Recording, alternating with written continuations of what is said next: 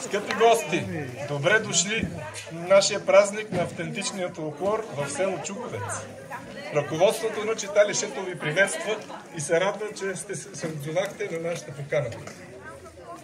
Благодарим на всички изпълнители и състави, които ще имате удоволствието да видите и да чуете в днешния ден.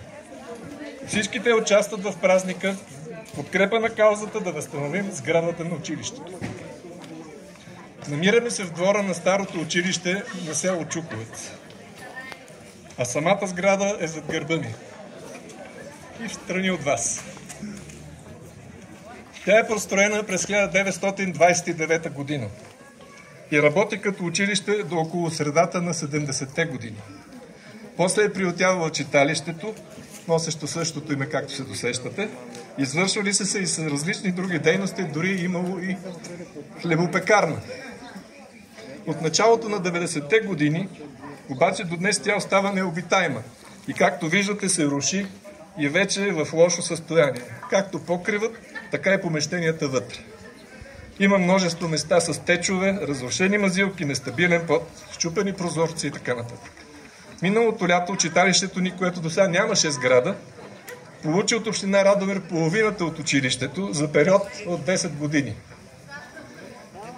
В договора обаче пише, че ремонта трябва да бъде за наша сметка.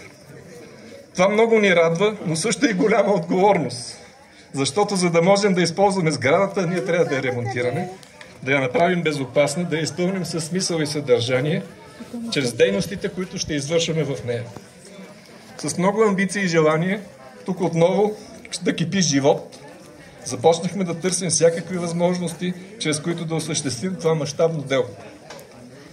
Към момента сме успели да съберем екип от специалисти, който от няколко месеца работи по изготвянето на цялостен инвестиционен проект за ремонт на сградата.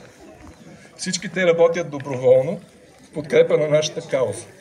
Искрени благодарности изказваме на архитект Галина Славова, ръководител на целия екип, инженер-конструктор Тамер Ахмедов, геодезистите Георги Кючуков и Паулина Раева, ОВК инженер Ангел Христов, ВИК инженер Петя Петрова, електроинженер Росен Стефанов. Моля аплодисменти за тези хора.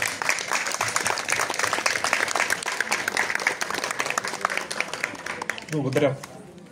Без тяхната подкрепа не би било възможно да осъществим нашата визия за превръщането на това място в духовно, културно и социално средище, което да се случват както традиционните читалищни дейности, така и нови и иновативни формати, които да осигуряват и надграждат запазването на читалището като актуално и съвременно и през 21 век. Всеки от вас може да се запознае с извадки от архитектурния проект вляво от мен. Можете да видите визуализация на някои от помещенията. Не успяхме да подготвим всички, но поне външната част се вижда. Планираме да създадем многофункционална зала за най-разнообразни формати като прожекции, за дискусии, репетиции, концерти, театрални постановки. Обучителна зала за обучение на деца, както и курсове за рисуване, езикови курсове и други. Трябва да възстановим и електричеството и водоснабдяването на сградата и да изградим тоалетна, адекватна на 21 век, не такава, каквато ви предлагаме в момента. Така, да поправим покрива, от което трябва да започнем, да подновим дограмата, но да запазим характерния облик, който придава чар на тази сграда. Имаме идея в двора да изградим спортна площадка, биоградина, декинг долепен до сградата, в който да можат спокойно хората да се срещнат, да пият по едно кафе, по една бира и да си поприказват. На изложеното пано вляво от мен ще видите архивни снимки от живота в нашето село в предишните десетилетия, включително и снимки от самото училище. За да осъществим нашите намерения, една от възможностите е търсене на проектно финансиране. Още миналото лято, дори преди да сме получили правото да ползваме тази сграда и без да разполагаме с голямо количество от документите, необходими за проекта, ние кандидатствахме по програма за ремонт, но бяхме отхвърлени. Решихме, че е нужно, освен такива възможности, да информираме обществеността и да започнем и дарителска кампания за събиране на средства. В днешния ден можете да ни подкрепите с дарения в брой в нашата дарителска кутия.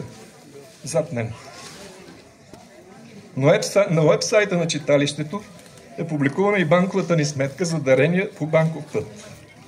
В скоро време ще започнем и ДМС кампания, дарителска, както и ще създадем кампании в други популярни дарителски формации. Да, визията ни за развитието на читалището е смела и амбициозна. Да, не разполагаме дори с минимална субсидия за читалищна дейност. До сега ние работехме без субсидия от общината. Вчера, за наша радост, успяхме да издействаме 0,25 субсидирана бройка, което в цифри означава 4890 няколко лева за една година за нашето читалище от общината. Тоест от държавата, от културата.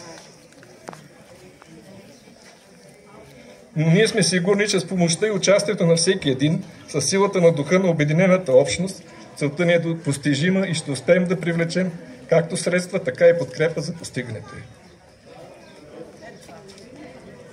Сега предлагам да се върнем обратно към това, за което сме се събрали. Празника на автентичния български фолклор. В следващите няколко часа ще може да се насладите на изпълнение на съставите от Пернишко, Благоевградско, Дупнишко и Софийско. Ще видите интересни, автентични носии и сватбени кърпи, за които самите участници ще ни разкажат. Изказваме големи благодарности на Ели и Ники от Аегония. Моля, аплодисменти. Ето го Ники. Които предоставяха своето озвучаване за днешния ден, както и на Ивалина Иванова, която ни оказа голямо съдействие при осигуряването на съставите за нашето мероприятие.